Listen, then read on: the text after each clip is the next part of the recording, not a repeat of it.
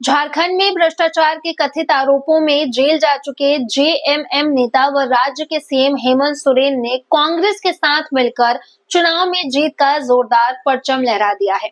JMM, Congress व CPML जैसे दलों ने इंडिया गठबंधन के बैनर तले लड़कर जीत को पिछले असेंबली चुनाव से आगे लेकर गए। इन चुनावों में जहां एक और हेमंत का जलवा बरकरार दिखा और जमीन पर आदिवासी अस्मिता, मैया सम्मान व हेमंत सोरेन की पत्नी कल्पना सोरेन फैक्टर काम करता दिखा, वहीं बीजेपी की तरफ से घुसपैठ व हिंदू मुस्लिम का मुद्दा काम करता नहीं दिखा।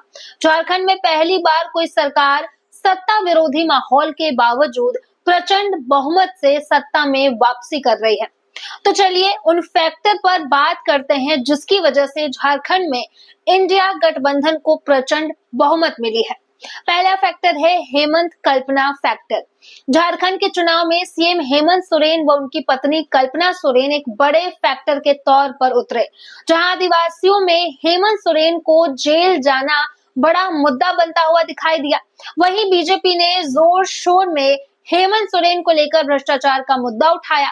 लोगों के बीच ये मुद्दा चर्चा में दिखा, लेकिन जमीन पर इसे लोगों ने खास महत्व नहीं दिया।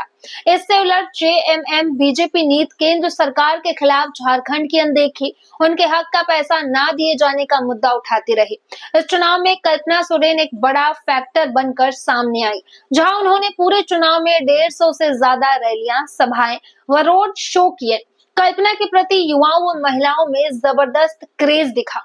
आदिवासी अस्मिता का मुद्दा बीजेपी ने भले ही बांग्लादेशी घुसपैठ, आबादी में बदलाव का मुद्दा उठाते हुए उसे आदिवासी अस्मिता से जोड़ने की कोशिश की। बीजेपी ने आदिवासी वोटों को हासिल करने के लिए उनके सामने रोटी बेटी वो माटी का नारा दिया। बीजेपी ने संथाल परगना इलाके में कहा था कि बांग्लादेशी घुसपैठ के जरिए घुसपैठियां उनकी रोटी यानी कि रोजगार, उनकी बेटियों से शादी कर बेटी और उनकी जमीन यानी कि माटी छीन रहे हैं, लेकिन आदिवासियों ने उनके इस नैरेटिव को नकार दिया। हालांकि बीजेपी ने कोल्हान के टाइगर कहे जाने वाले संथाल नेता चंपई सोरेन व सीता सोरेन को अपने खेमे में लाकर आदिवासियों को एक संदेश देने की कोशिश की थी, लेकिन बीजेपी की रघुबर दास सरकार के समय में आदिवासियों से जुड़े कानून को लेकर आदिवासी तबके में मौजूद डर व आशंका ने उन्हें बीजेपी पर भरोसा करने से कहीं न कहीं रोका। वहीं बीजेपी ने संथाल परगना को अलग करने का शिगुफा भी छोड़ा, जिसे आदिवासी तबके ने नकार दिया।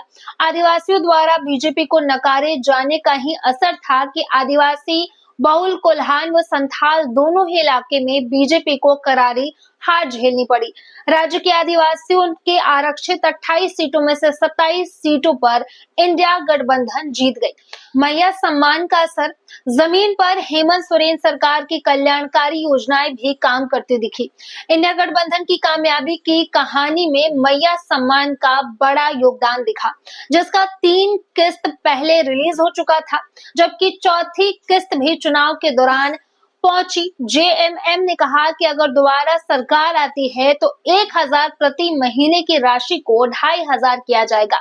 इसी तरह से बिजली का बिल माफ योजना ने भी हेमंत सोरेन की वापसी में बड़ी मदद की। झारखंड में बीजेपी ने जो भी कोशिश की उसका ज्यादातर वार खाली गया।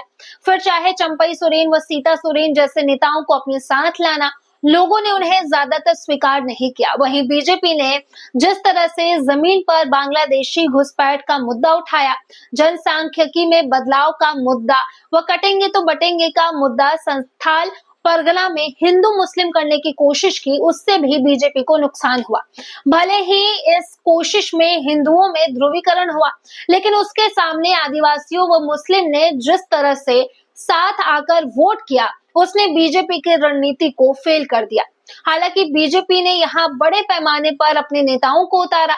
यूपी के सीएम योगी आदित्यनाथ से लेकर असम के सीएम हेमंत बिस्वा शर्मा व मध्य प्रदेश के पूर्व सीएम शिवराज सिंह चौहान को उतारा। उनकी मौजूदगी, उनकी रणनीति व उनके बनाए आक्रामक नैरेटिव ने झारखंड की सरल जनता को अपने भीतर समेटने व चुपचाप अपना फैसला सुनाने पर मजबूर कर दिया।